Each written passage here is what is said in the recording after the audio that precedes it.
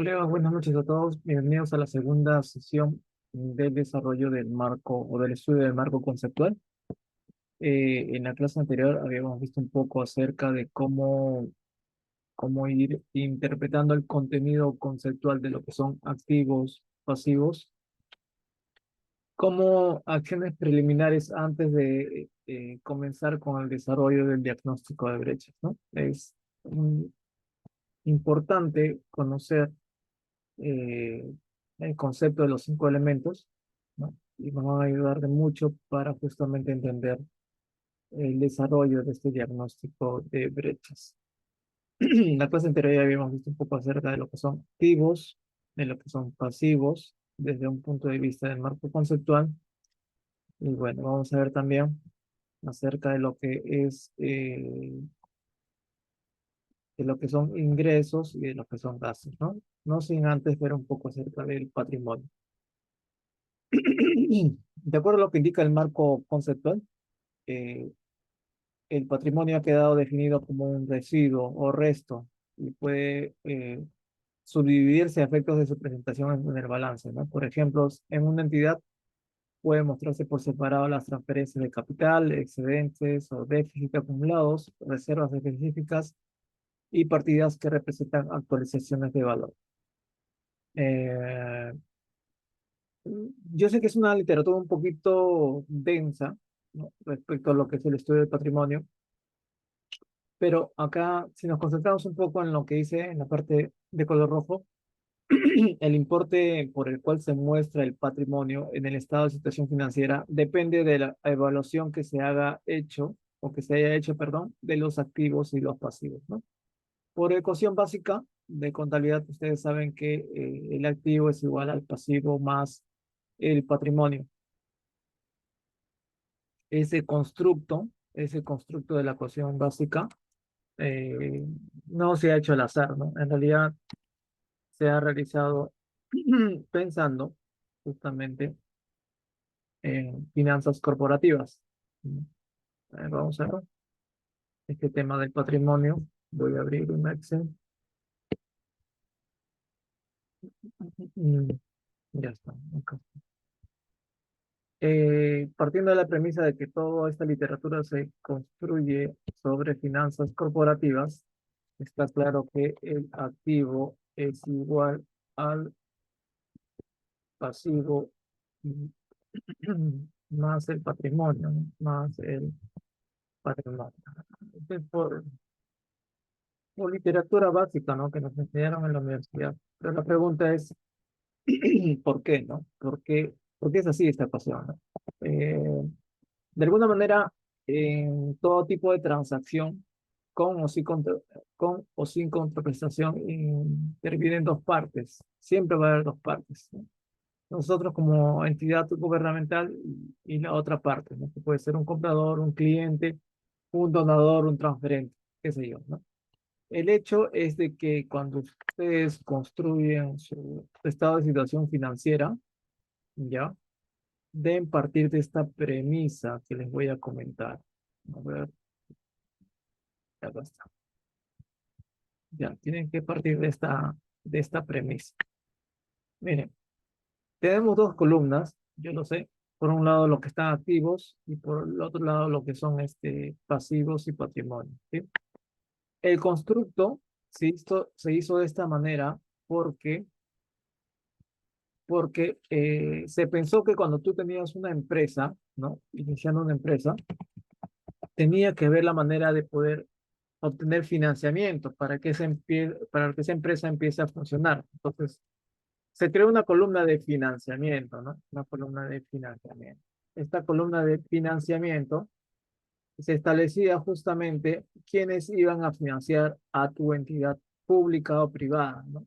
Normalmente, ¿quiénes eran? Los proveedores o los accionistas, proveedores, bancos o accionistas, ¿no? Eran los principales financistas, se podría decir, ¿no? De una entidad, ¿no?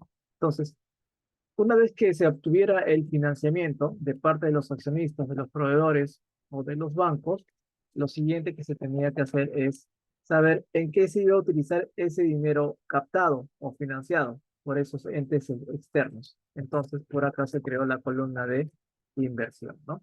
Este financiamiento es utilizado básicamente para invertir. ¿Y en qué cosa invertimos normalmente como entidad, ya sea pública o privada? Pues en activos, ¿no? Entonces, esa fue la lógica sobre la cual se creó la ecuación contable. Los activos es igual a pasivos más patrimonio. Pero en otras palabras, lo que te quiere decir es de que tu entidad va a recibir una serie de financiamientos de entes externos, ya sea de, ya sea de proveedores, ya sea de bancos o ya sea de tus propios accionistas, ¿no? Ya sea de tus propios accionistas. Y una vez que obtengas ese financiamiento, lo siguiente que vas a hacer es invertirlo, pues, ¿no? Invertirlo. Vamos a poner aquí una pequeña gráfica, ¿ya? Una pequeña gráfica nada más. Mm, Lo que vamos a hacer es invertir, ¿no? La pregunta es, ¿en qué cosa vamos a invertir? Ah, pues vamos a invertir en activos, ¿no? Y ahí, de acuerdo a su giro del negocio, ustedes ya ven en qué cosa invierten más. Normalmente va a ser en mercaderías, ¿no? En mercaderías y en propiedad planta de equipo, propiedad planta y equipo. Principalmente, ¿no? Principalmente. Hay otros tipos de activos, obviamente, ¿ya? Pero esa era la idea básica principal de por qué esta fórmula que ven en pantalla, ¿no? Activo es igual a pasivo más patrimonio. Entonces, si se dan cuenta, eh, sobre esta ecuación, lo que más me interesa saber de esta ecuación es conocer cómo es que varía mi patrimonio, ¿no? A qué se debe que mi patrimonio comienza a subir o bajar. La contabilidad lo que hace básicamente es controlar las variaciones patrimoniales, ¿no? Entonces, con una simple suma y resta, acá yo sé que el activo menos, ¿no? Menos el pasivo, lo voy a poner por acá, menos el pasivo, es igual al patrimonio, ¿no? Es igual al patrimonio. Entonces, si yo quiero entender cómo se comporta el patrimonio, tengo que aprender a entender cómo se comportan los activos y pasivos. Sabiendo cómo se comportan los activos y pasivos, voy a saber cuál es el efecto justamente en mi patrimonio, ¿ya? En mi patrimonio. Entonces, ese patrimonio simplemente es el residuo, ¿no? El restante de los activos menos los pasivos. Yo sé que esto lo sabemos por teoría contable, pero la idea principal es entender lo que es un activo y un pasivo, pero desde el punto de vista del marco conceptual, cosa que ya lo vimos el día de ayer, ¿no? El día de ayer. Entonces, ya que vimos el activo, pasivo y les he comentado un poco acerca del patrimonio, vamos a entrar a ver lo que corresponde a los ingresos y los gastos, ¿no? Los ingresos por una parte, acá, ingresos desde un punto de vista del marco conceptual, ¿ah? Y los gastos, ¿sí? Los gastos. Ahora, ¿por qué los gastos los pongo acá? Porque en el caso de gastos, ya, lo que hace el gasto es disminuir mi patrimonio, ¿no? En cambio, los ingresos van siempre, acompañan al patrimonio. Los ingresos lo que hacen es aumentar mi patrimonio. Pero eso es matemáticamente hablando, colegas, ¿no? Matemáticamente hablando. Ahora, ¿por qué le pongo los gastos acá al lado de los activos y los pasivos? Porque los activos tienen como finalidad traernos beneficios económicos en el futuro o un potencial de servicio, ¿sí? Recuerden que los activos, de acuerdo a lo que vimos el día de ayer, los activos eran recursos controlados por la entidad proveniente de hechos pasados y que te iba a traer beneficios económicos o un potencial de servicio. Entonces, bajo esa mecánica, yo les dije que cuando hablamos de recursos controlados, hablamos de control sobre su uso, ¿no? Control sobre el uso del activo. Quien tiene control sobre el uso de ese activo, pues es el dueño de los beneficios económicos o el potencial de servicio que le va a traer a cambio esos activos. El punto es que conforme ustedes, como ustedes tienen control sobre el uso que le van a dar a ese activo, conforme lo vayan usando ese activo poco a poco se va a gastar, se va a consumir, ¿no? A través de un concepto que ustedes ya lo conocen como depreciación. Ese consumo progresivo que hacen de ese activo, ¿ya? hace posible que ese activo se convierta de manera progresiva en un gasto, ¿no? El gasto no es más que el consumo de un activo, ya sea por su uso, en este caso, o por su venta, ¿no? Por su venta, ¿ya? Por su venta acaba de generar un costo de venta, en el caso de gasto. Normalmente en las entidades del sector público, lo que hacemos con los activos es usarlas, ¿no? Usarlas. Y reflejamos ese uso a través de una depreciación. Y esa depreciación normalmente lo reflejamos en una cuenta de gastos, ¿ya? Entonces, los activos no son los únicos elementos que nos traen gastos, ¿no? También los pasivos, ¿no? Todo gasto viene acompañado con un pasivo, con una cuenta por pagar. A mayor pasivo, a mayor deudas que tengas, quiere decir que tienes mayor gasto. Igual, a menor activo por el consumo que le das a este activo, me va a traer un mayor gasto, ya, un mayor gasto.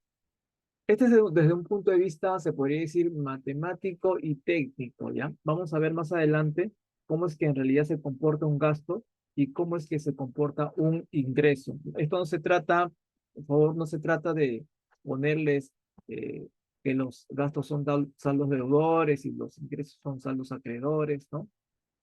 O que el gasto es una clase 5 o que el ingreso es una clase 4. Esa parte, olvidemos un poco, porque esa es la parte técnica. ¿Ya? Esos son tecnicismos nada más. Lo que busca el marco conceptual es estudiar la doctrina. Lo que vimos el día de ayer, estudiando el concepto del activo y pasivo, era básicamente, lo que estamos haciendo básicamente el día de ayer, era estudiar doctrina, full doctrina. ¿No? Por un momento les pedí que se olvidaran de la forma, ¿no? Y se concentraran en esencia. ¿Por qué? Porque justamente la forma, la técnica ve mucha forma, ¿ya? La técnica ve mucha forma. Entonces, en cambio, la doctrina lo que hace ver es el fondo o la esencia. La doctrina está muy relacionada con la esencia, y la esencia económica. Que fue lo que vimos ayer. Y ayer, de alguna manera, también, le voy a poner acá técnica. Ayer mucho veíamos de, no sé, pues la compra de un activo fijo, que la factura, que la guía de remisión, la orden de compra, que el clasificador 23, 26, ¿no? Entonces, les ponía esos ejemplos adrede porque había mucho de forma, o sea, la forma te engaña, como contador te engaña, te hace tomar malas decisiones en cuanto al registro de la información. ¿Por qué? Porque utilizamos mucha técnica, demasiada, excesiva técnica, ¿ya? Excesiva técnica. Entonces, eso nos nubla nuestro juicio profesional. Si nosotros queremos alimentar ese juicio profesional, tenemos que alimentar justamente la doctrina. La doctrina justamente es el estudio, ¿no? Del marco teórico de la contabilidad. Esas son nuestras reglas de juego sobre las cuales tenemos que estudiar. Les hago este comentario, colegas, porque siempre escucho muchos colegas, incluso amigos, ¿no? Amigos contadores que me recomiendan, Lauro, tú haces demasiada teoría, ya excesiva teoría, y a la gente le gusta la práctica, ¿no? Yo soy, yo soy un enemigo de la práctica, de la técnica, colega. Soy un total enemigo de la técnica, porque la técnica te nubla totalmente, ¿no? Te hace finalmente hacer un mal trabajo. ¿Ya? Lo digo por experiencia, te hace un mal trabajo, ¿no? Nos concentramos tanto en los papeles, en las facturas, en el clasificador, en la nota, en el código de la nota de contabilidad, en cómo es el asunto contable. Profesor, ¿qué asunto contable hago? Y nos olvidamos por completo en la doctrina, ¿no? La doctrina significa el por qué hacemos lo que hacemos, ¿ya? ¿Por qué lo hacemos? O sea, ¿por qué hacemos contabilidad? ¿Por qué hacemos contabilidad? ¿Con qué finalidad? ¿No? Y la técnica es cómo lo hacemos, cómo lo hacemos. Y si ustedes hacen y si hago una estadística en este momento, en este cuestionario, ¿no? Y a lo largo de mi experiencia profesional, ¿no? Siempre los contadores han dicho, a mí no me interesa por qué lo hacemos. Tú solamente dime cómo hacerlo y yo lo hago. Si tú me dices que es A, yo le voy a poner A. Si tú me dices que es B, yo le voy a poner B. Yo muchas veces he sido integrador a nivel de pliego, de ministerios de acá a nivel de pliego.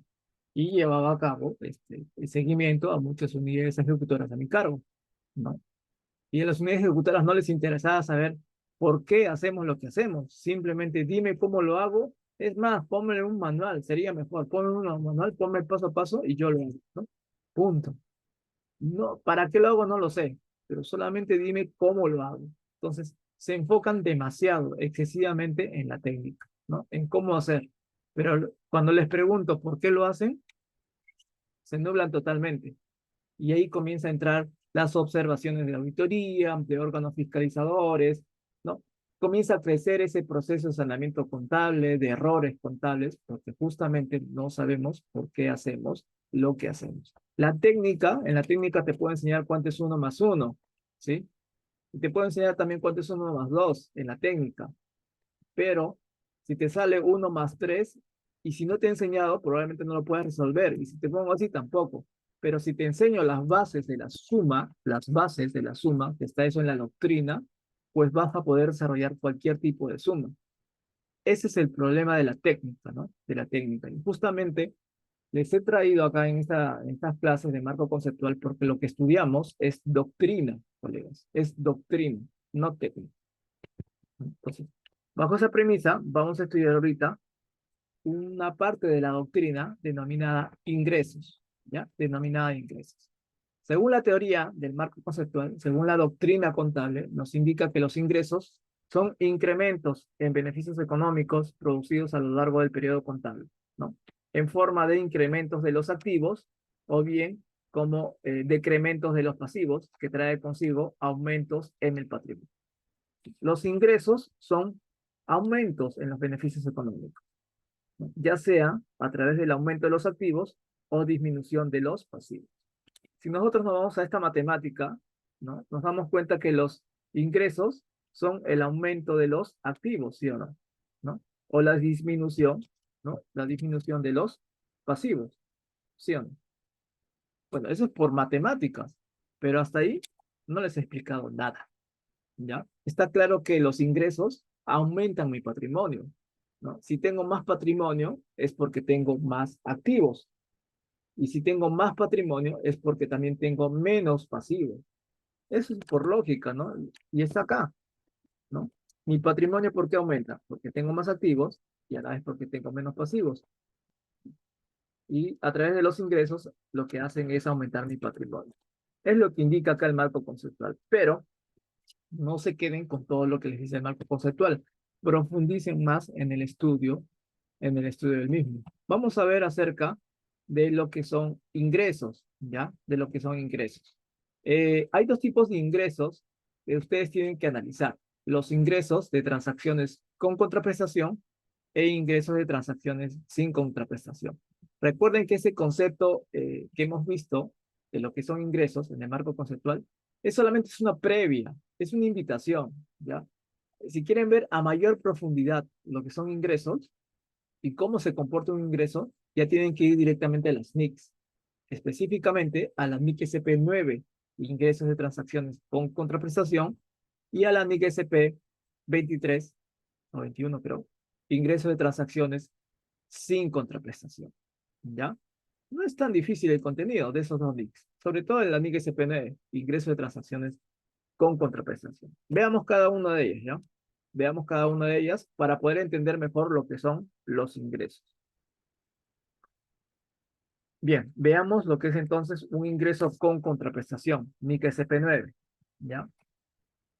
Y acá vamos a ver justamente una, un par de ejemplos sencillos de lo que son ingresos de transacciones eh, con contraprestación. Veamos. Yo soy una empresa, me dedico a la compra y venta de televisores, ¿ya? Sí, empresa, soy una empresa, me dedico a la compra y venta de televisores. Compro los televisores a $500 y los vendo a $1000, ¿sí? Los compro 500, soy una empresa, los compro 500 y los vendo a $1000. Bien, ¿qué sucede? Tengo mi tienda, tengo ahí todos mis televisores, se acerca un cliente, me toca la puerta, adelante señor, me gustaría llevarme ese televisor de 52 pulgadas, 4K, porque quiero ver los Juegos Olímpicos en París. Perfecto. ¿Cuánto está, señor? $1000. $1000. No hay problema, me lo llevo en este momento. No se preocupe, vamos a embalarle su televisor. Julio, por favor, embala ese televisor. acérquese por favor a caja, le vamos a facturar, le vamos a emitir su factura de venta y por favor me cancela sus $1000. ¿Efectivo o tarjeta de crédito? Tarjeta de crédito, perfecto, pasa acá, POS, su tarjeta de crédito, listo. Tome su televisor. ¿Ha traído movilidad propia? ¿Cómo voy a su televisor? Sí, tengo acá un taxista ahí llamado un Uber y me va a recoger en 3 minutos. Perfecto, no hay ningún problema. Llega el Uber, transportamos el televisor y lo metemos ahí dentro del taxi y pues el señor se va, pues, ¿no? Con su televisor. El cliente se va con su televisor, con su factura de venta, su boleta de venta y llega a su casa, ¿no? Y se pone a ver las Olimpiadas de París, pues en el Canal 9, ¿sí? Entonces, eh, ojo con este contexto, ¿ah? Ojo con este contexto. Entonces, o puede pasar otra cosa, ¿no? De repente está yendo en el taxi con su televisor y a medio camino le roban, pues, ¿no? Le asaltan, se llevan su televisor, ¿sí? Y no ve nada, pues, ¿no? Entonces, a ver, primer caso, va a su casa y ve sus Olimpiadas, ¿sí? Entonces, ¿qué está haciendo este cliente? Está absorbiendo todos los beneficios de la compra de este televisor, ¿ya? Segundo caso, le roban el televisor a mitad del camino. Está asumiendo todos los riesgos, ¿no? Provenientes de la compra de este televisor. Lo que quiero que entiendan en este contexto, colegas, es que yo, como vendedor del televisor, puedo registrar esa transacción de venta como un ingreso siempre y cuando le transfiera todos los riesgos y beneficios a mi cliente, siempre y cuando le transfiera todos los riesgos y beneficios a mi cliente, ¿no? Este televisor, para mí como empresa, inicialmente era un activo, ¿sí? Ese activo que trae consigo un beneficio o un riesgo. Quien tenga el activo, recuerden, tiene el riesgo o el beneficio consigo, ¿sí? Quien tiene el activo. Yo qué hice con este televisor, se lo vendí al cliente. Al venderle, le traslado todos los riesgos y beneficios de portar este activo llamado televisor, ¿ya? Solamente cuando ustedes transfieran los riesgos y beneficios a su cliente, tranquilamente pueden decir que en esa transacción de venta ya ganaron, ya obtuvieron un ingreso. ¿Por qué? Porque le han transferido o le han vendido algo a ese cliente, que le han vendido un activo. ¿Y qué trae consigo ese activo? Riesgos y beneficios como resultado del uso que se le va a dar a ese activo. ¿Ya? Entonces, ese es el ingreso. El ingreso es reconocer, tú como un ejecutor, es reconocer un aumento en tu patrimonio, pero siempre y cuando tú le hayas trasladado todos los riesgos y beneficios a tu cliente. ¿Ya? No es simplemente porque el cliente vino y te pagó el dinero o porque pasó su tarjeta de crédito por $1000. No, no porque has recibido la plata quiere decir que para ti ese es un ingreso o una ganancia. O no porque tú le emitiste una factura de ingresos, quiere decir que tienes un ingreso, porque la factura es solamente la forma de poder cobrarle al cliente. Para eso se emite la factura, para poder pagar tu IGB a la SUNAT, para pagar tu impuesto a la renta, ¿sí? Y para darle un comprobante de pago a tu cliente para cualquier posible reclamo, ¿ya? Pero para eso sirve la factura, para poder cobrarle, ¿no? Cobrarle a ese cliente finalmente.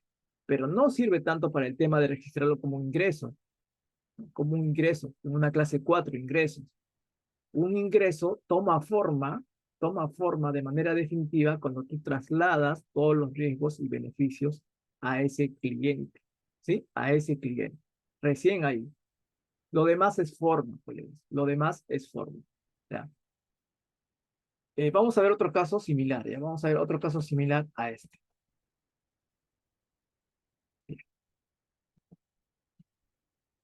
Anteriormente vimos una venta de bienes, un ingreso por venta de bienes, ahora vamos a ver un ingreso por venta de servicios.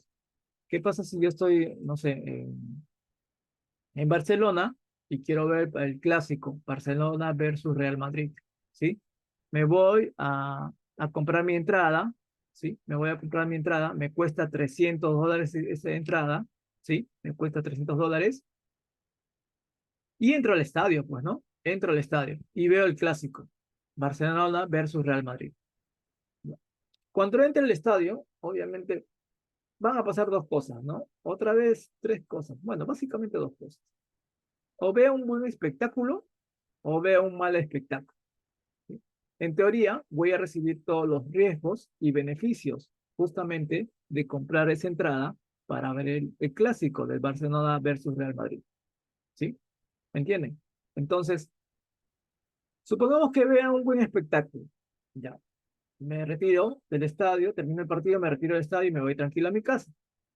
Y supongamos que haya visto un mal espectáculo. Si he visto un mal espectáculo, ¿qué voy a hacer? No me voy a la boletería y voy a decir, ¿sabes qué? Devuélveme mis $300 porque he visto un mal partido, ¿no? ¿Por qué? Porque yo básicamente, cuando compré el ticket de entrada, asumo todos los riesgos y beneficios del posible espectáculo que voy a ver, ¿no? Con los posibles resultados. Igual pasa con el anterior ejercicio. Yo compré un televisor y en el camino me robaron ese televisor. No por el hecho que me robaron, voy a tener que regresar a la tienda y decirle, ¿sabes qué? Devuelve mi plata porque me lo han devuelto, porque me han robado el televisor en el camino. ¿No? Al entregarme ese producto, ese bien o ese servicio, yo asumo en automático, yo como comprador, asumo los riesgos y beneficios. Y la otra parte, que es la que me ha vendido, básicamente, me ha trasladado todos los riesgos y beneficios. De tal manera que tranquilamente puedo decir, ah, yo ya vendí, yo ya gané, yo ya aumenté mi patrimonio. Pase lo que pase con ese televisor de ese señor, ya es su problema, porque yo le he trasladado todos los riesgos y beneficios. No va a venir acá y va a decir, ¿sabes qué? Devuelve mi plata. O sea, este ingreso ya es definitivo para mí, porque la transacción de venta de ingresos ya se concretó al 100%. ¿Ya? Y puedo decir en esta transacción que he ganado, porque el televisor me costó a 1.500 y lo he vendido a $1.000. Puedo decir que en esta transacción de venta de tickets para ingresar al estadio, a mí me costó como estadio $100 esos tickets y yo lo estoy vendiendo a $300 y le estoy trasladando todos los riesgos y beneficios al cliente. Cuando el cliente salga del estadio no me va a pedir, por ninguna manera me va a pedir la devolución de este dinero. Y tranquilamente puedo decir que en esta transacción yo ya gané. Entonces, solo así se configura la transacción de venta, colegas. Acá no entra que porque he cobrado el dinero es un ingreso para mí, ¿ya? O porque de repente le metí una factura de venta al cliente es un ingreso para mí. Eso no tiene nada que ver, ¿sí? Esos son simplemente aspectos de forma para llevar a cabo la operatividad de la venta. Yo lo que estoy preguntando es cómo se registra o en qué momento se registra una transacción de venta, una transacción de ingresos, ganancias con contraprestación, clase 4, ¿no? Básicamente cuando trasladas todos los riesgos y beneficios al cliente y cuando el precio de venta es mayor al costo del mismo, ¿sí? Entonces, sobre ese contexto, ¿se entendió los dos ejemplos? Para ir a las siguientes temáticas, ¿se entendió estos dos ejemplos de los ingresos?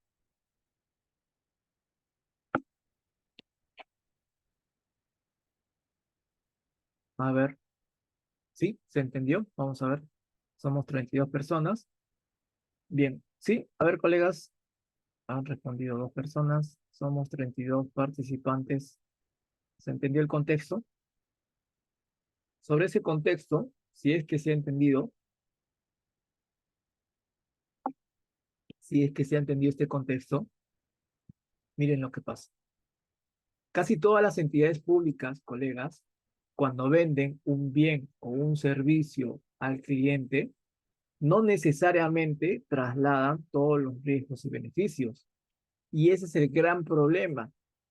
Nosotros como contadores, basta que vemos la palabra determinado y recaudado, ya pensamos que hemos vendido ya, ¿no? Y en automático, enter, y ponemos nuestro asiento contable, ¿no? 12 contra la 43 y 11 contra la 12, ¿no? En el determinado y recaudado.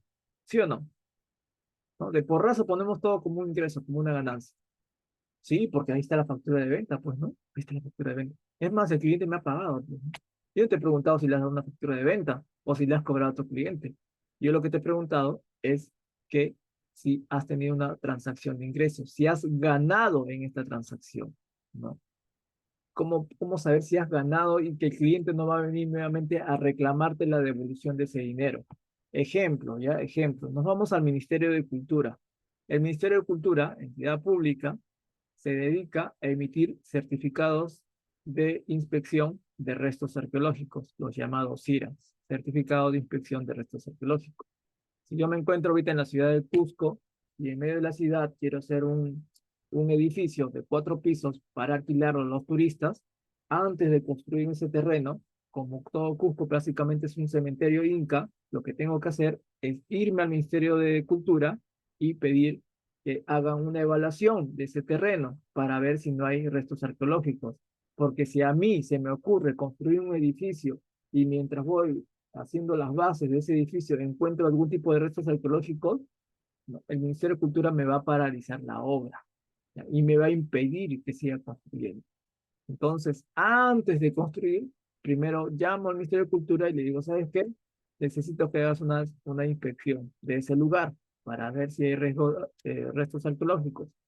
Ya, perfecto, no hay problema. ¿Cuánto cuesta ese servicio de certificación de inspección? 1.500 soles. Listo, toma acá está. Toma Ministerio de Cultura, 1.500 soles.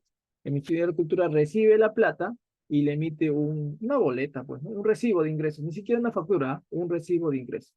Certificado de inspección al señor tal por 1.500 soles en la ciudad del Cusco. Listo. Listo, señor. Vamos a mandar 2 arqueólogos de acá unas 2 semanas más o menos, y una vez que vengan, esas personas les van a dar un resultado de si encontraron o no encontraron restos arqueológicos en aproximadamente 2 semanas más. O sea, más o menos de acá a un mes, les vamos a emitir su certificado de inspección para ver si es positivo o negativo, si puede o no puede construir su edificio en ese lugar indicado. Listo, señorita, no hay problema, vengo de acá dentro de un mes. ¿Ya? Entonces, la pregunta es, vino el cliente, me depositó los 1.500 soles, yo le emití su recibo de ingreso de caja a ese cliente y hago mi determinado y hago mi recaudado. La pregunta es, ¿estoy frente a una transacción de ingreso, de ganancia? ¿Puedo decir que en esta transacción yo ya gané como Ministerio de Cultura? ¿Sí o no? ¿Gané o no gané en esa transacción de ingreso? ¿Sí o no?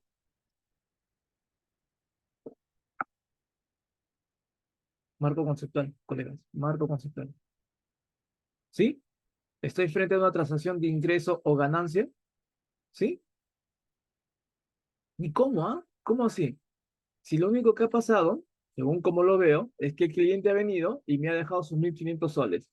Y yo a cambio no le he dado nada. O sea, se supone que esta es una venta, ¿no? Y una venta con contraprestación, un ingreso con contraprestación. Dame que te doy. Él me ha dado sus 1.500 y yo a cambio no le he dado nada. Entonces, nuevamente la pregunta, ¿estamos frente a una transacción de ingresos, de ganancias? ¿Le he trasladado los riesgos y beneficios a ese cliente que ha venido? ¿Sí o no? ¿Le he dado finalmente, le he brindado algún servicio en este momento? Entonces, ¿por qué lo registraría yo como un ingreso si no le he dado nada a cambio? Básicamente lo que me ha hecho él es un anticipo, ¿no? Un anticipo. No hay servicio de por medio, ¿ya? Es un pasivo diferido, es un ingreso diferido. Entonces, ¿cuándo se convierte en un ingreso presente, colegas? Pues en el ejemplo que les he dado, ¿cuándo se convierte esa transacción en un ingreso definitivo, en una clase 4? ¿Cuándo? ¿En qué momento? ¿En qué momento tú le trasladas los riesgos y beneficios a ese cliente? ¿En qué momento, colegas? ¿Mm? ¿En qué momento ese ingreso diferido se convierte en un ingreso actual o ingreso presente?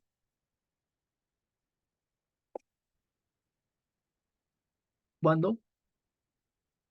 Maribel dice en inspección. ¿En inspección o cuando le entrego el certificado de inspección de restos arqueológicos? ¿Sí? A ver. ¿Sí? ¿Todos de acuerdo? Entonces, cuando le entregue ese certificado de inspección, ese certificado, básicamente le estoy entregando todos los riesgos y beneficios. Los beneficios en el sentido de que el certificado dice negativo, no hay restos arqueológicos, construye, perfecto. Positivo, si hay restos arqueológicos, no puedes construir. Salado. Asume los riesgos y beneficios del servicio que te estoy dando. Si sea para bien o ya sea para mal. Ahí recién yo, como ministerio, puedo decir que esa transacción de venta para mí es un ingreso, porque ahí recién tengo la plena seguridad de que ese cliente no me va a venir a reclamar por lo que pase, ¿no? Ah, me has dicho que no puedo construir en ese lugar, devuelve mi plata. No me va a decir eso, ¿sí o no? ¿No? Entonces, me pediría la devolución del dinero siempre y cuando de repente no cumplí con el servicio de mi parte. Pero en este momento ya materialicé toda la transacción de venta, ¿sí? Entonces, claro, Rolando nos dice, cuando no se da el certificado se le devuelve el depósito, ¿ven? Entonces, no puedo estar registrando por un momento una operación como ingreso y después estar devolviéndole ese ingreso, ¿no? O es o no es ingreso. Ingreso por ganancias, ¿ah? No estoy hablando del ingreso del dinero, ¿ya? Entonces, es eso básicamente, ¿ya? Concéntrese más que todo en que el costo del servicio sea mucho menor al precio de venta y que trasladen todos los riesgos y beneficios al cliente. No, que ha habido un determinado, que el de tesorería registró un recaudado, yo tengo que registrarlo como venta. Mucho cuidado, ¿ah? Mucho cuidado. Mucho mayor si los servicios que ustedes están dando son por importes materiales. Ya. Muchas de las entidades públicas a nivel nacional cobran por adelantado, por si acaso, ¿ah? Cobran por adelantado. Primero cobro el dinero y después te doy el servicio. De acá a una semana, un mes, a 6 meses. Entonces, mucho cuidado con su giro de negocio. Mucho cuidado de estar agarrando el determinado en primera y estar poniéndolo como en 1.12 contra la 43, ya cuando no le han entregado ningún servicio a la población. Entonces, de acuerdo a lo que indica la NIC SP9, dice, una transacción se reconoce como un ingreso o como ganancia si es probable que la entidad reciba beneficios económicos o un potencial de servicios. ¿La entidad al momento de vender el servicio recibe un beneficio económico? ¿Sí o no, colegas? ¿Sí o no? Cuando yo vendo ese servicio, cuando el Ministerio de Cultura vendió ese servicio al cliente, ¿recibió a cambio un beneficio económico? Es decir, una entrada de dinero, ¿sí o no? Sí, ¿no? Perfecto, sí. Segundo, el importe de los ingresos puedo medirlo de manera fiable. ¿Puedo medir el importe de los ingresos? O sea, de lo que le estoy cobrando en la venta, fiablemente, sí, ¿no? Sí. Tres, el vendedor, o sea, yo, Ministerio de Cultura, debo haber transferido al comprador todos los riesgos y beneficios de tipo significativo derivado de la propiedad de los bienes, ¿ya? De los bienes. Este es en el caso de venta de bienes, ¿ya? ¿Sí? Cuatro, dice acá, el vendedor no conserva para sí ninguna concurrencia en la gestión ni retiene el control efectivo sobre los bienes. O sea, no tiene ningún control sobre el activo. En este caso, al venderle ese televisor, yo no tengo ningún control. Toma, ahí tienes tu televisor. ¿Tú ves qué haces con ese televisor? Si quieres, lo guardas en tu ropero. Si quieres, ves la televisión. Si quieres, lo regalas a tu vecino. Ahí tú ves. Tú ves. Yo ya no tengo ningún tipo de control sobre lo que te estoy vendiendo. Y es tu idea. No te voy, yo ni yo te voy a reclamar por qué haces con tu televisor, ni tú me vas a reclamar la devolución del dinero por ese televisor, ¿no? Entonces la transacción de venta se materializa totalmente, ¿ya? Entonces el vendedor, o sea, el Ministerio de Cultura, no conserva para sí ninguna concurrencia en la gestión, ni retiene el control efectivo sobre los bienes. Y los costos incurridos en relación con la transacción pueden ser medidos con fiabilidad. ¿Los costos pueden ser medidos con fiabilidad? Acá en este caso. Sí, pues, ¿no? $500 me costó el televisor. Lo estoy vendiendo a 1.000. ¿Estoy ganando? Bueno, matemáticamente sí estoy ganando, ¿no? Cuando el Ministerio de Cultura me cobra 1.500 soles por la inspección de restos arqueológicos, se supone que previamente yo he hecho un costeo del TUPA, ¿no? Para cobrarle un poquito más al cliente, pues, ¿no? Y decir que en esta transacción estoy ganando, ¿sí? Que estoy ganando, ¿ya?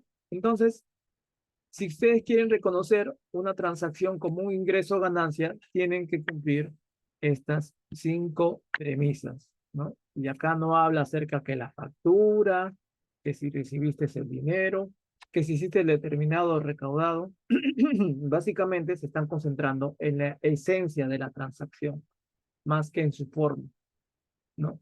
No te están preguntando cómo llevar a cabo la venta, ¿no? Te están preguntando si estás frente en realidad a una venta, ¿no? Si le estás dando algo a cambio a ese cliente, ¿no? Ya, hasta acá se entendió este concepto de ingreso o ganancia. ¿Qué es lo que es un ingreso?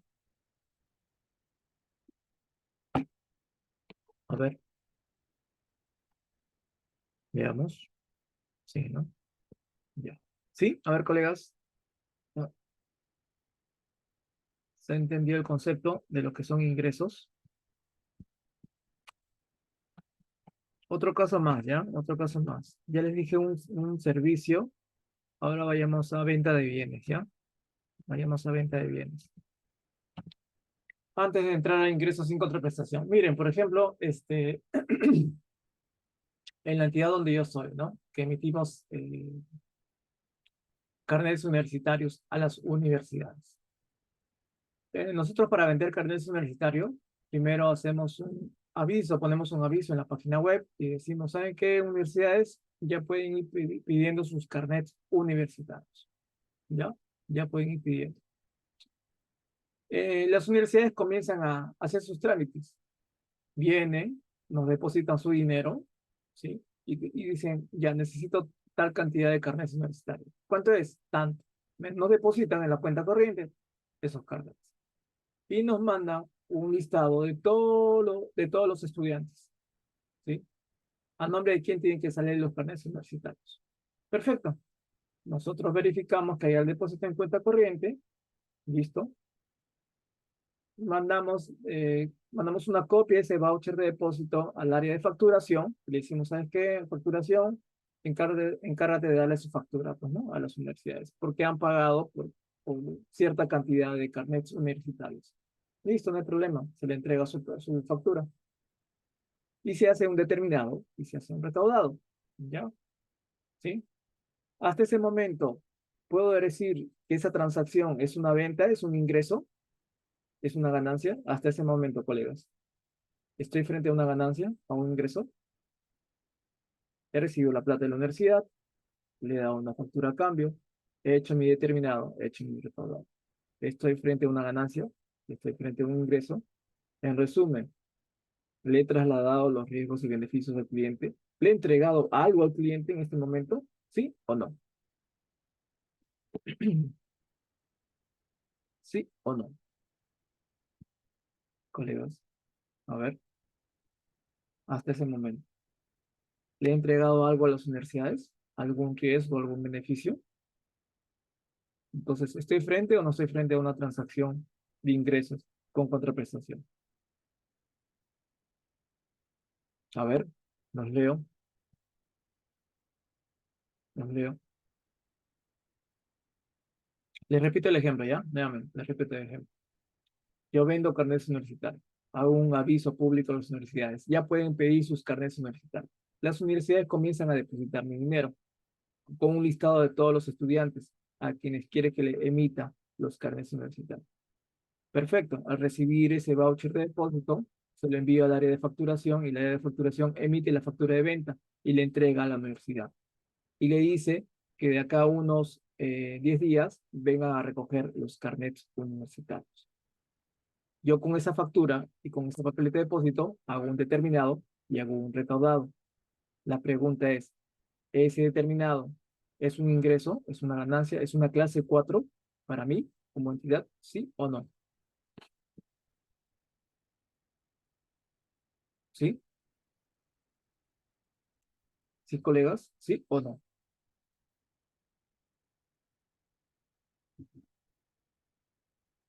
Yo sé que recibo beneficios económicos, entradas de dinero, pero ¿cómo se califica una transacción con un ingreso? Básicamente, cuando tú le trasladas los riesgos y beneficios al cliente. Aún no le he entregado nada. Dinero siempre va a haber, colegas, en una venta. Es más, les he dicho, casi todas las entidades públicas a nivel nacional cobran por adelantado, o sea, reciben beneficios económicos por adelantado. Pero eso no quiere decir Estoy frente a un ingreso de dinero, sí, pero bajo el marco conceptual me refiero a un ingreso, a una ganancia. Estoy frente a una ganancia, o sea, puedo decir tranquilamente que mi patrimonio ha aumentado. No, aún no me ha aumentado mi patrimonio. Ya es como una especie de entrega a rendir. La otra parte, mi cliente me ha entregado dinero, pero a cambio yo tengo que rendirle, ¿no? Tengo que entregarle esos carnets universitarios. Entonces, una vez que he recibido el dinero, lo he depositado en mi cuenta corriente, le he emitido su factura de venta, aún no he concretado la transacción de venta. Por más que le dé una factura de venta, o sea, esa factura de venta simplemente es un recibo, es un comprobante de haber recibido su dinero por parte de la universidad, pero aún no he concretado la transacción de la venta, aún no he cumplido con la parte del trato. Él sí, ¿no? Me da el dinero, pero yo no le he dado nada. Entonces ustedes tienen que completar la transacción de venta, de ingreso, para decir tranquilamente que le he trasladado los riesgos y beneficios a ese cliente, que mi patrimonio sí o sí ha aumentado. Que pase lo que pase, ese cliente no va a venir a reclamarme la devolución de su dinero, porque la transacción ha sido completada. Entonces, una vez que yo reciba el dinero, lo que hago es llamar al proveedor y decirle, ¿sabes qué? Prodúceme cierta cantidad de carnets que me están pidiendo. Toma, acá está el listado de los universitarios. Se le doy el listado, el proveedor los produce y a la semana me trae los carnets. Que nos trae, yo los ingreso en el almacén, me comunico con la universidad y les digo, ¿sabes qué? Ya vengan a recoger sus carnets. Ya vengan a recoger. Están disponibles sus carnets. ¿Ya? Cuando viene la universidad, viene un representante con una carta poder y dice, ya, yo soy representante de la Universidad de San Marcos, vengo a recoger los carnets. Toma, acá están los carnets, fírmame esta acta de entrega de recepción. Allí, en ese momento, le estoy trasladando todos los riesgos y beneficios al cliente, ¿sí o no? En ese momento de la entrega.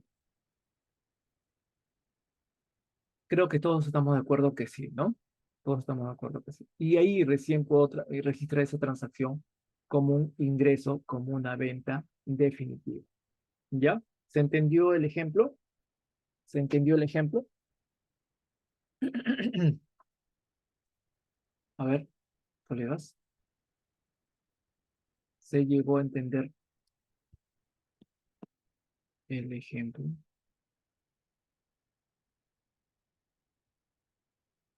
Bien, bien, bien. Espero que sí entonces. ¿Ya? Entonces, esa es la clave de registrar un ingreso. ¿Ya? Siempre y cuando ustedes trasladen todos los riesgos y beneficios al cliente. Ya, perfecto, se entendió. Genial. Ya, ya, colegas. Entonces, esa es la idea de cómo ir registrando contablemente un ingreso. Y evidentemente implica estudiar el giro del negocio de tu entidad, ¿no? Cuando les hablé acerca de los carnets, básicamente les conté todo el circuito operativo de cómo funciona la venta de carnets. Y pues si ustedes quieren analizar si sus transacciones son ingresos, pues tendrían que analizarlas a profundidad, ¿no? No solamente guiarse porque alguien registró un determinado en el módulo administrativo. Ahora, vamos a la pregunta. Maribel nos comenta, el impuesto predial, ¿qué tipo de ingreso es? ¿Qué opinan, colegas? El impuesto predial, ¿es un ingreso definitivo o es un ingreso diferido? ¿Qué opinan, colegas? ¿Qué es el impuesto predial para las municipalidades? ¿Es un ingreso definitivo? O sea, me refiero a, ¿qué pasa si el día de hoy yo pago el impuesto predial? ¿Para qué sirve el impuesto predial? En primer lugar, ¿no? ¿Para qué sirve el impuesto predial? Entonces, ¿sería un ingreso definitivo o no? Ahora, el ingreso predial, perdón, el impuesto predial, ¿es un ingreso de transacciones con contraprestación, como es el caso, o es un ingreso por transacciones sin contraprestación? ¿Qué cosa es, colegas? Rolando nos dice, es un tributo, ¿no? Me parece que el impuesto predial es una... Ah, es un impuesto, ¿no? Claro, impuesto predial. Lo iba a catalogar como una tasa, pero sí, pues es un impuesto. Es un impuesto. ¿ya? Y los impuestos normalmente son por transacciones sin contraprestación, ¿no? Yo recibo tu impuesto y yo después hago obras en favor de la comunidad, pues, ¿no? Del distrito, ¿sí? Entonces, como es un ingreso sin contraprestación, la pregunta ¿es un ingreso definitivo o es un ingreso diferido? Definitivo o diferido. En este caso estamos frente a un ingreso definitivo, pues, ¿no? Definitivo. Según el contexto legal, ¿sí? Es un tributo y un tributo no tiene una contraprestación directa, ¿no? Por lo tanto, es un ingreso definitivo. Acá no se espera trasladar en este ingreso sin contraprestación los riesgos y beneficios al cliente, ¿no? No al menos de manera directa, ¿no? No al menos al momento. Por eso que es un ingreso definitivo. Ahorita lo que estábamos tratando era ingreso de transacciones con contraprestación, ¿ya? Con contraprestación. Bien. Como ven, es mayor análisis del giro de negocio de la entidad, ¿ya? Ahora, hay otro tipo de ingresos que son los ingresos de transacciones sin contraprestación, ¿ya? Hay una variedad de conceptos contenidos en la NIC SP, en la NIC SP, vamos a ver cuál es. A ver, NIC SP 23 me parece. Sí, ingreso de transacciones sin contraprestación, ¿ya? Entonces, dentro de esos ingresos de transacciones sin contraprestación, sí, pues, ¿no? Hay una serie de ingresos que nosotros recibimos de entidades públicas o privadas, ¿no? En la cual no le damos alguna contraprestación a cambio a esas entidades públicas o privadas. Sin embargo, como estamos firmando un contrato con esas entidades transferentes, nos sometemos a ciertas condiciones de cómo utilizar el dinero que nos están transfiriendo. Ingreso de transacciones sin contraprestación. O sea, no es que, no sé, por ahí aparece Telefónica del Perú, una entidad privada, ¿no? Y me dona 1 millón de soles. Lo recibo y ya yo veo en qué lo gasto. No, no es así. En el contrato de donación especifica claramente qué se tiene que hacer con ese dinero, ¿no? O sea, ese dinero está sujeto a estipulaciones, reglas de juego, ¿no? Que pueden ser catalogadas como condiciones o como restricciones. Eso ya se ve, esos términos se ven a mayor profundidad en la NIC SP 21 de ingreso de transacciones sin contraprestación. Ahora, en el sector público, eh, ¿tenemos ingresos de transacciones sin contraprestación? ¿Sí o no? ¿Cuál es ese ingreso más común sin contraprestación que recibimos a cambio todos los meses? Es más, todos los días. ¿De quién recibimos ingresos y no le damos nada a cambio cuando hago mi compromiso de vengado, giro y pago? ¿A quién? Oscar Marrón, Común, ¿ya? ¿A quién más? ¿A quién más? Recursos ordinarios, Tesoro Público, exactamente. Exactamente, Sara Cristina, Tesoro Público, ¿no? Ingreso de transacciones sin contraprestación. Recibimos todos los días dinero y no le damos nada a cambio. Sin embargo, no lo gastamos ese dinero en lo que nos da la gana, ¿no? Básicamente, está ya plenamente establecido en tu PIA en qué cosa vas a utilizar ese dinero.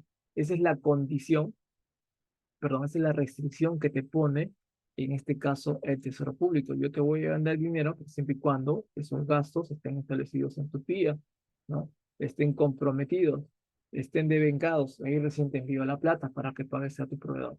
O sea, esa entrega de dinero está sujeta a una estipulación, a una regla de juego denominada restricción, ¿no? Es usar el activo específico no habiendo devolución del mismo, ¿no?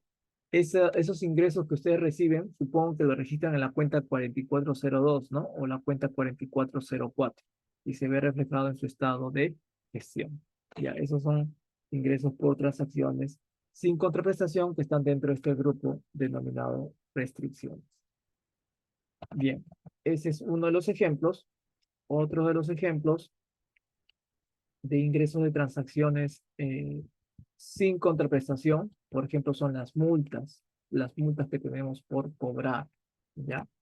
Eh, Hay que tener mucho cuidado al momento de registrar un ingreso sin contraprestación, porque el detalle es que no le estamos dando nada a cambio a la otra parte.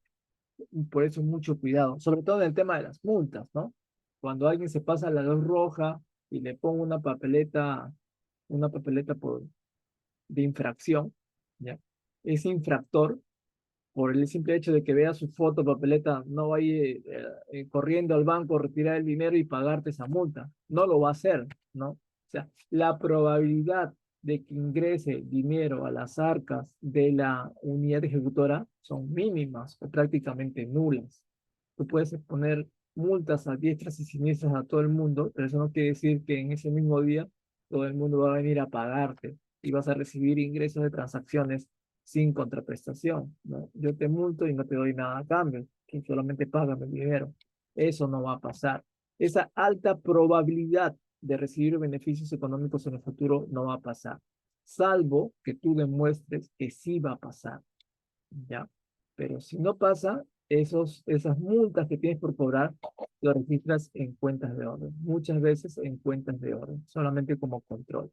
Si tienes una alta probabilidad de que ese infractor te pague, si tienes una alta probabilidad, o al menos tienes pruebas, ¿ya? Que documenten ello, sí regístralo como un ingreso por transacciones sin contraprestación, que normalmente se controlan en la cuenta 45, ¿verdad? Entonces, pero mucho cuidado, y evaluemos esa probabilidad de cobro, por esa transacción sin contraprestación. Acá ya no evaluemos tanto si le transferimos los riesgos y beneficios al cliente, porque en realidad no le estamos transfiriendo nada a ese cliente, no le estamos dando nada a cambio, no es una transacción con contraprestación. Acá lo que se evalúa en los ingresos de transacciones sin contraprestación es la probabilidad de que nosotros recibamos beneficios económicos en el futuro. ¿Hay probabilidad de que lo recibas? Ah, perfecto, regístralo en la clase 4, ¿no? 45. Si no hay probabilidad, regístralo en cuentas de orden, ¿ya? Mucho cuidado con ello porque, de verdad, he visto infinidad de casos en las cuales entidades imponen multas, cantidad de multas, ¿ah? No estoy hablando de 10, de 100, ni de 1000, de 10.000, ni 100.000, ¿ah? Estoy hablando de miles de multas, de documentos, ¿ah? De papeles, de multas, y muchas veces lo ponen como ingresos, como ganancias, como si el infractor al día siguiente va a venir a pagar, ¿no? Y lo que hacen es inflar los ingresos, y los ingresos lo que hacen es inflar el patrimonio de la entidad, falseando la información de la misma, ¿ya? Porque están frente a un ingreso de transacciones sin contraprestación. Bien, eso era lo que quería comentarles con respecto a lo que son ingresos, ganancias. Evidentemente, colegas, evidentemente en cada concepto que les he comentado, solamente les he puesto rasgos generales. Hay un estudio a mayor profundidad de cada uno de esos conceptos: activos, pasivos, patrimonio, ingresos o gastos. Pero esa profundización justamente se da cuando ustedes estudian las distintas NICS SP y se ven a mayor profundidad cómo se comportan cada uno de los 5 elementos, ¿ya? El último elemento que vamos a estudiar justamente son los gastos, ¿ya? Según la teoría, dice que los gastos son la disminución de los beneficios económicos, ¿ya? Que normalmente traen flujos de salidas de dinero o consumo de activos, ¿ya? O incremento en los pasivos. Cada vez que aumentan mis pasivos, ¿sí? Cada vez que aumentan mis pasivos, aumentan mis gastos. Cada vez que disminuyen mis activos, pues, aumentan mis gastos también, ¿ya? Entonces, de esa manera se comporta justamente un gasto, matemáticamente hablando, ¿no? Acá todavía no les he hablado nada acerca de lo que son gastos. Entonces, lo que debemos entender es que el gasto en realidad es el consumo de un activo o el aumento de un pasivo. Entonces, ¿a qué se refiere con consumo de un activo? Cuando ustedes compran el activo, los activos solamente lo compran para dos cosas: o para venderlo o para consumirlo. No hay más. Cuando compran el activo, o lo venden o lo consumen. Normalmente las entidades públicas lo que hacen con ese activo es consumirlo. Al consumirlo, ¿qué está pasando, colegas? Al consumir ese activo. Por ejemplo, ya, y acá quiero que pongan mucha atención a este ejemplo. Miren, yo le compré un celular a mi hijo el día de ayer y lo contalicé como un activo, ¿sí? Como activo. ¿Por qué lo registré como activo, colegas? Este celular, que vale 5.000 soles, mentira, ¿no? Que vale 5.000 soles, a propósito del cuarto lo evité.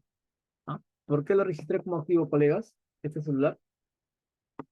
A ver, empecemos con esa consulta. ¿Por qué lo registro este celular como activo? A ver, los leo por el chat. Si yo me compro un celular, ¿por qué lo estoy registrando como activo? De acuerdo a lo que indica el marco conceptual. ¿Por qué? Nelly Manrique es un recurso controlado, perfecto. ¿Qué más? ¿Qué más? ¿Por qué más lo registro como activo? Vamos, colegas. De acá sale la respuesta del gasto, pero es necesario conocer a profundidad por qué. Sara Cristina, porque espero beneficios económicos, ¿sí?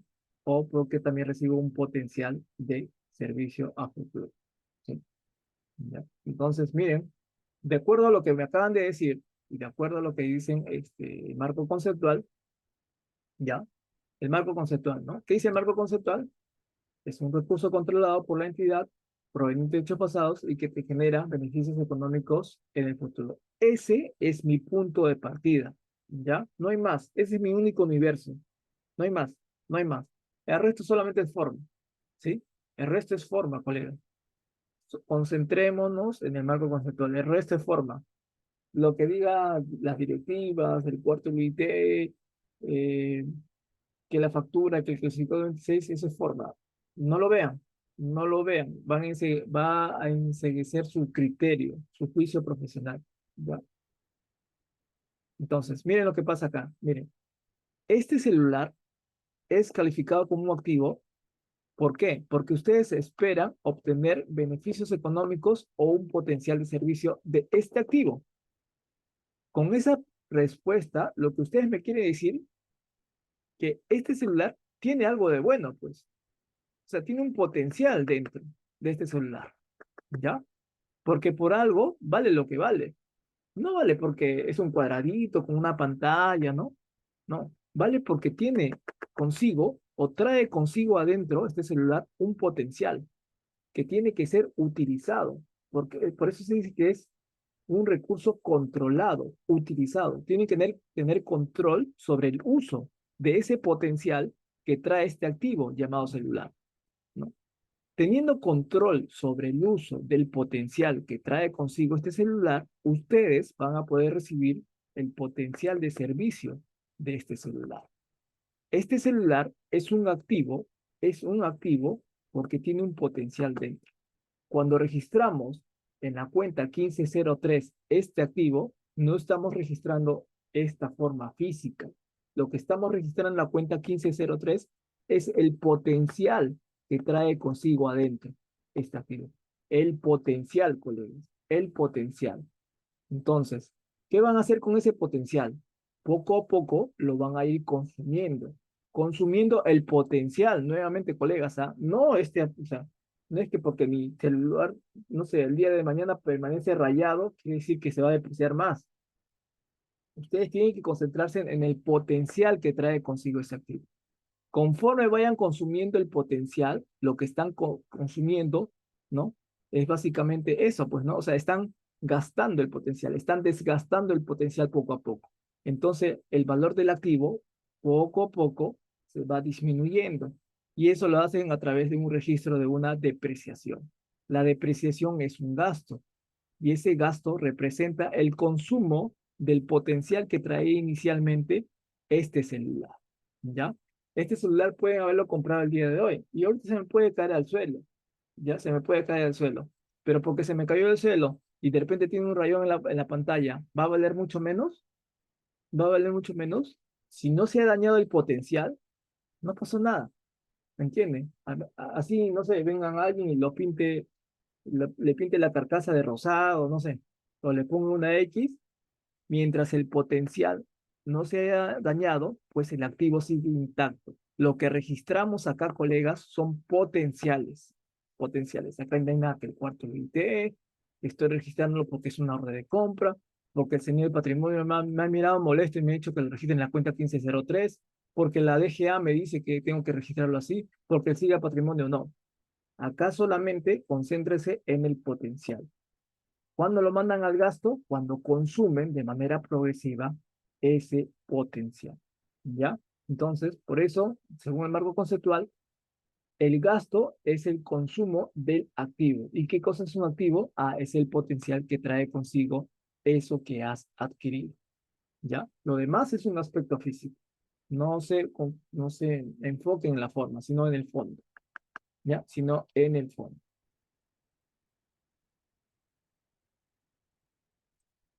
Sobre esa consulta, cuando ustedes compran un edificio como unidad ejecutora, ustedes son una unidad ejecutora nueva el día de hoy, adquieren un edificio, ya ese edificio lo registran en la cuenta 1501, edificios y estructuras.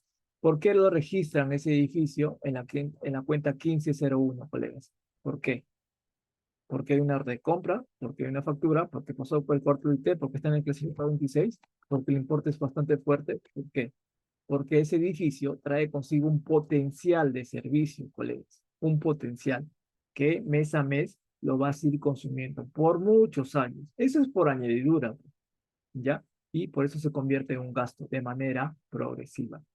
Si el día de mañana hay algún vándalo pasa por su edificio y pinta, hace unos garabatos en la pared, ¿el potencial de ese edificio disminuye? ¿Sí o no?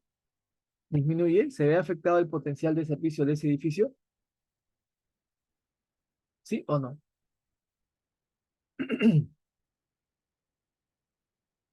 ¿Se vería afectado ese potencial de servicio?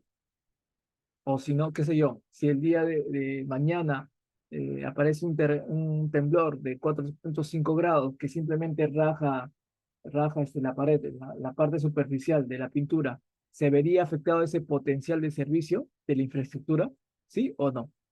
¿Se vería afectado? Probablemente no, ¿no? Probablemente no. Entonces no está afectando el potencial. La cuenta 1501 no se vería afectada por ningún motivo. Pero ¿qué pasaría si pasara en este momento, no sé, un terremoto, pues de 8.5 grados, ¿no? Y hace que ese edificio sea inhabitable, ya. Entonces, ¿haría un registro contable por deterioro? ¿Sí o no? Por deterioro. ¿Sí o no? Sí, ¿no? La pregunta es, ¿por qué sí estarían haciendo un asiento contable por deterioro? ¿Porque se rajó el edificio? ¿Porque las columnas están rajadas? ¿O porque qué cosa está afectando contablemente hablando de ese edificio? Lo que estamos afectando, ¿qué cosa es? El potencial de servicio que brinda ese edificio. Si tú afectas ese potencial, directamente estás afectando el concepto de lo que es activo, ¿no? Y tienes que registrarlo como un gasto. ¿Por qué? Porque el potencial se vuelve inservible. El activo se convierte en un gasto, ¿ya? Gasto. Por eso te hay un gasto por deterioro, ¿sí? O un gasto por uso de ese potencial, que es normalmente la depreciación, ¿sí? ¿Se entendió, colegas, el contexto de lo que son un gasto por consumo de activos? Yo sé que no le estoy hablando para nada de temas operativos, ni de clasificadores, ni de cuarto ITS, ni de tasas de depreciación, que es otra historia, porque son aspectos de forma que van a nublar su juicio profesional. Les voy adelantando, les va a nublar el juicio profesional. Les digo todo esto, este concepto, colegas, porque de verdad, para mí, de manera particular, es un disfrute en el año recibir auditorías, porque en las auditorías justamente es donde aprendo mucho más, ¿no? Y aprendo también de mis errores, ¿no? Pero siempre de la mano con el marco conceptual, ¿no? La visita de una auditoría para mí es una etapa de aprendizaje de la mano con el marco conceptual y las NICS CP, porque básicamente ya comenzamos a hablar el mismo idioma con los auditores, pero se basa en base a este contenido de interpretación del marco conceptual. Acá no hay facturas ni clasificadores. Créanme, ¿ah? Créanme, y esto les voy adelantando. Si al auditor de frente le digo, lo he registrado en la 15 porque es mayor al cuarto IT o porque la orden de compra decía clasificador 26, el auditor en automático me va a tasar y me va a decir, este señor, ya sé por dónde agarrarlo, ¿eh? ya sé por dónde agarrar. Si él toma las cosas desde la forma y no el fondo, seguramente el mismo error ha cometido en los demás hechos económicos que ha estado contabilizando. Y ya sé dónde agarrar, ¿no? Porque se va a dar cuenta que me enfoco demasiado en la técnica, ¿no? Y no en la doctrina, ¿sí? Entonces, mucho ojo con esto. Ahorita solamente hemos visto un bloque del marco conceptual, que es el estudio de los 5 elementos. Hay muchos más temáticas por estudiar del marco conceptual, principalmente los aspectos cualitativos y las restricciones de la información cuando elaboramos los estados financieros. ¿Ya? Entonces, hasta acá, colegas, se entendió la definición de los cinco elementos o alguna consulta que tuvieran. A ver, 35 participantes. Antes de pasar allá a retirarnos, ¿se entendió el concepto?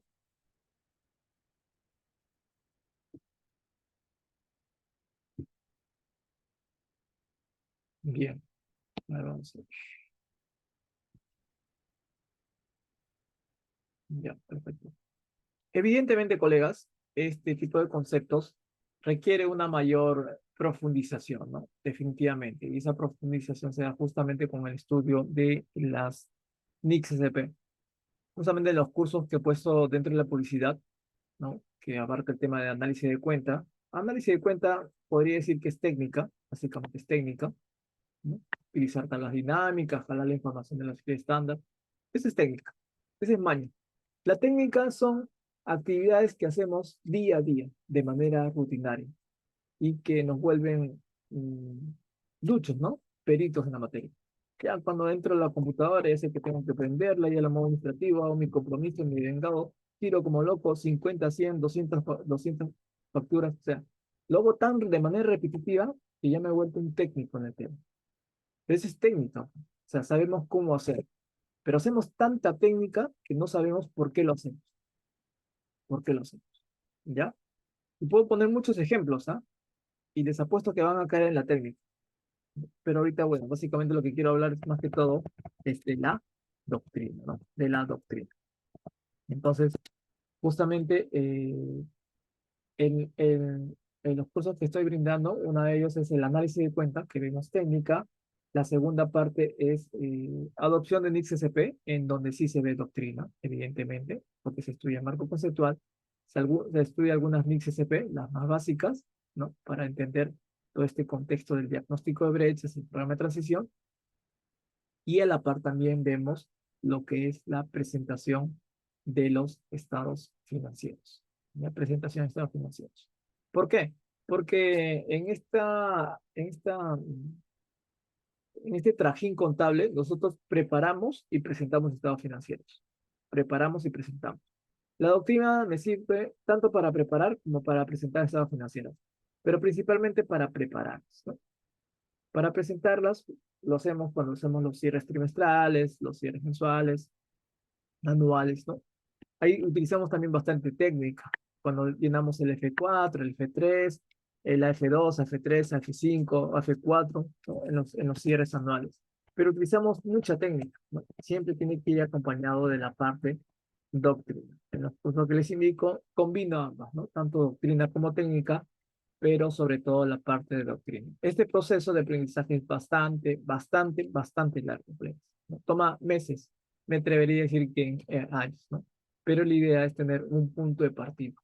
Lo que pretendo con los cursos, lo que pretendo también con las charlas, colegas, no es que se aprendan un concepto a rajatabla. Lo que pretendo es de que comiencen a construir un juicio profesional respecto al estudio de un hecho económico, ¿no? A tener esa curiosidad de por qué registro tal hecho económico con tal cuenta contable, ¿no? Utilizando tal método, tales aplicativos contables, ¿no? Necesito, o sea, lo que busco finalmente es que se concentren en la doctrina y la técnica, y pues ya viene por añadidura, ¿ya? Pero esta es la clave, colega. Esta es la clave, la doctrina. Bien, colegas, nada, espero que la sesión de hoy les haya gustado. esta era justamente la charla que les tenía pendiente relacionado con el marco conceptual, sobre todo aquellos alumnos que asistieron a este curso de adopción de NICS-SP, en donde vimos cómo era la conformación de la SET, ¿no? Esta Comisión Especial de Transición, del personal de seguimiento y de los grupos de trabajo. Ahora, actualmente ya me he comunicado con muchos colegas, ya muchos han constituido su SET, su personal de seguimiento, pero me dicen, profesor, ya constituimos, pero ahí se quedó, pues, ¿no? Ahora no sabemos qué hacer. Bueno, yo tampoco, pero me doy una idea y sobre eso voy construyendo. Justamente el día de hoy estaba haciendo mis actas, ¿no? Yo todavía no tengo set, pero yo me estoy haciendo la idea que ya la tengo ya. Voy haciendo mis actas, ¿no? En mis actas voy estableciendo ya la instalación de la SET, ¿no? Acta número 1, Comisión Especial de Transición, quiénes van a ser los miembros del comité, eh, a ver, ¿qué más?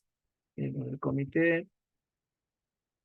Tengo que poner acá más también la participación de este personal de seguimiento, porque recuerden que él va a ser el veedor, pues, ¿no? Va a ser el veedor y tiene que estar en cada reunión de principio a fin, en cada acción que va llevando a cabo justamente este comité especial de transición, ¿no? Y sobre eso también ya tengo que ver qué actividades tiene que llevar a cabo, pues, ¿no? Ahí pongo yo mi agenda ya, qué actividades llevo a cabo, cuáles son los asuntos que se van a tratar, cómo vamos a tratar cada asunto, ¿no? Instalo mi comité especial, comienzo a adoctrinar al comité, ¿no? De qué se trata este proceso de adopción, eh, qué actividades tenemos que llevar a cabo, ya tenemos que ir eligiendo nuestros equipos de trabajo y ir comenzando a soltar los memos de requerimientos de información a las áreas usuarias que nos van a servir para llenar cada uno de los diagnósticos de brechas, porque el diagnóstico de brechas es un trabajo del contador, es un trabajo de todos y todos me van a tener que alimentar esa información, no yo, todos, y cuando me refiero a todos, me refiero a las distintas áreas usuarias, recursos humanos, patrimonio, más de bla, bla, ¿ya? Entonces, ya me estoy alucinando de cómo voy a ir trabajando en ese día a día hasta llegar a ese famoso programa de transición, transición contable. Bien. Sí, pues, colega Rolando, sí, en muchas instituciones esperan que el contador realice todo, ¿no? Piensan que este trabajo es de solo el contador. Mentira, ¿no? Eh, Implementar NICS-SP es implementar estándares de calidad en los procesos que realizan las distintas áreas usuarias, no contabilidad, las distintas áreas usuarias. Ellos son los llamados a alimentar este diagnóstico de brechas, porque las brechas no nacieron en la oficina de contabilidad, las brechas nacieron en las áreas usuarias que producieron esa información, esos hechos económicos. Contabilidad lo único que hace es copiar su información en un papel llamado estados financieros, pero no el que copia, el que da el chisme es el culpable, sino las áreas usuarias, ¿no? Que las producían, ¿ya? Entonces, ese es el proceso. Bien, colegas, les agradezco la asistencia el día de hoy y ya pues estaremos coordinando para futuras charlas de este tipo. Ya solté la publicidad también de las actividades que se van a llevar a cabo, perdón, a partir de este sábado, me parece, 3 de agosto. Y ya pues yo creo que ya he visto ahí por ahí algunos interesados con quienes vamos a empezar estas actividades. Ahorita lo que más me preocupa es ir cerrando los estados financieros, ¿no? Los estados financieros. Hay muchos interesados en cerrar los reportes del flujo efectivo y un segundo,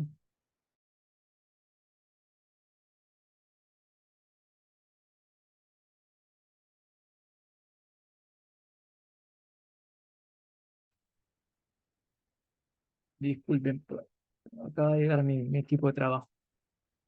Bueno, las primeras actividades que se tienen que llevar a cabo son justamente el desarrollo de la presentación semestral de los estados financieros, que implica el desarrollo del F3, el F4. Parte del curso implica eso, que de manera in situ, ¿no? Con la data de la entidad, se desarrolle su flujo efectivo y su estado de cambios en el patrimonio y se le den modelos de las notas de los estados financieros bajo el marco de NICS-SP, ¿no? Esa es como primera parte. Una vez que se presenten los estados financieros, la siguiente fase es ya ir comenzando con el desarrollo de las actividades del Comité Especial de Transición, lo que ven acá en pantalla, ¿no? Estas agendas, perdón, estas actas de acuerdos, ¿no? Ir generando la documentación que va a utilizar este Comité Especial de Transición. Acá les indicaría cómo instalar su comité especial, qué cosas le tienen que decir a todos los miembros. Es más, voy a hacer un video de qué cosa decirles. Tranquilamente los participantes van a tener acceso a ese video, dárselos a cada uno de los miembros del comité especial y con eso básicamente se está induciendo a todos los miembros del comité que no sean contables de qué se trata este tema, ¿no? Entonces también voy a dar ahí el mensaje de qué requerimientos de información se les va a pedir a cada área usuaria para de alguna manera ponerles en contextos a todos de que esto es una labor en grupo, ¿no? En equipo, no solamente de contabilidad. Y sobre eso, bueno, ya con la información que recibamos de distintas áreas usuarias y alimentando la matriz de diagnóstico de brechas. Difícilmente el diagnóstico de brechas se desarrolla cuando el contador coge ese cuadro en Excel y comienza a llenar solito, ¿no? ¿No? Eso se alimenta con información de las distintas áreas usuarias, a mi parecer, ¿no?